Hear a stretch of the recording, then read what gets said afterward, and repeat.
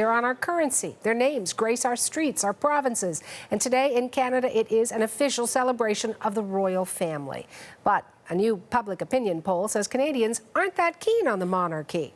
Michael Serapia is working on this story in our newsroom. What do the latest poll numbers show, Michael? Well, you know, Suhana, you would think that there might be a bump up for the monarchy given the fact that so many people were watching the birth of a new princess earlier this month. But despite the interest in the new princess, that interest has not necessarily translated into a long-term love with the monarchy going forward. That's because Forum Research comes in and they ask Canadians what their attitudes are. And one of the questions they ask is as follows: should the monarchy be abolished in Canada?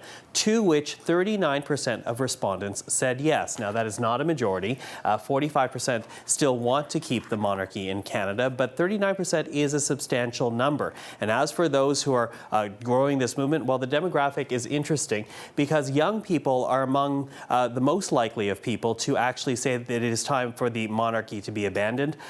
Men are more likely than women to say so, and those who make more money are more likely to say so. So some interesting numbers, not necessarily something that would comfort a Canadian monarchist on this Victoria Day.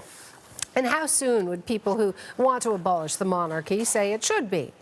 Well, and that's what's also interesting as we extrapolate some of the numbers here, because we always know, or have known rather, that Queen Elizabeth, she enjoys pretty good, popularity numbers whenever people are polled. But when asked as to whether or not Prince Charles should one day become King Charles of Canada, bear in mind he is first in line of succession, 54% of Canadians say no. So the majority of Canadians say Charles should not become the king of this country. And when asked the question, should our head of state be Canadian, well, 73% say yes. So these numbers seem to suggest that even though we are right now a constitutional monarchy, that may not be so as we go into the future, Suhana. All right. Thank you, Michael. You're welcome.